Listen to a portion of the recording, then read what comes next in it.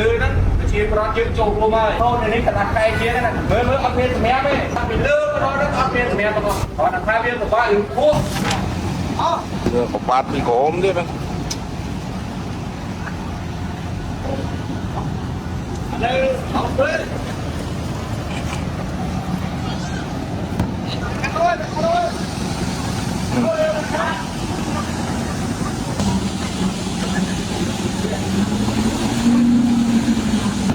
ហើយមិនមានទេឥឡូវវាឈប់អើយ៉ាហេហេមិនអីតខោអេ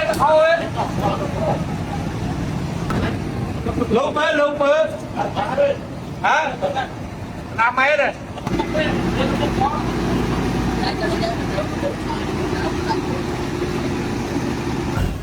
ពេលខាងលើឆ្ងាយណាស់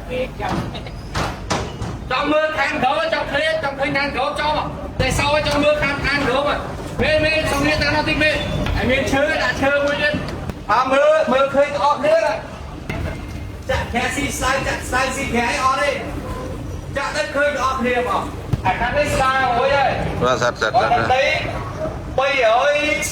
ឡានម្ដងស្មាននេះ340ឡានអាចដី340ឡានហើយមើលប្រឡាក់ហើយមើលស្បកទឹក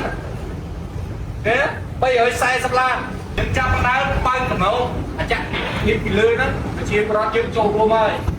បងប្អូនជាប្រវត្តិយើងតែបន្តថ្ងៃនេះទេអត់មានសម្រាប់ខ្ញុំឈរនៅនេះកណ្ដាស់កែជាហ្នឹងមើលអត់មានសម្រាប់ទេ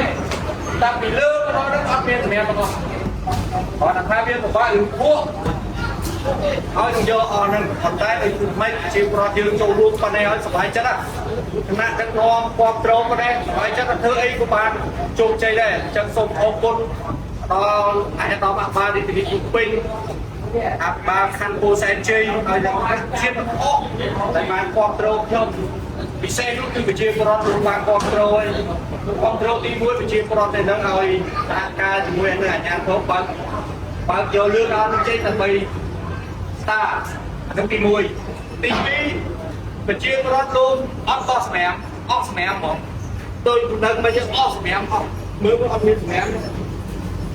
ទៅពេលទឹកឬក៏ខ្លាឲ្យស្រក់ទៅច្រើនអញ្ចឹងយើងអាងស្តុកយើងរកកន្លែងខ្លះទៅជាអាងស្តុកមិនបាច់ភ័យដែរទេតាមលិចកន្លែងនេះទៀតទេ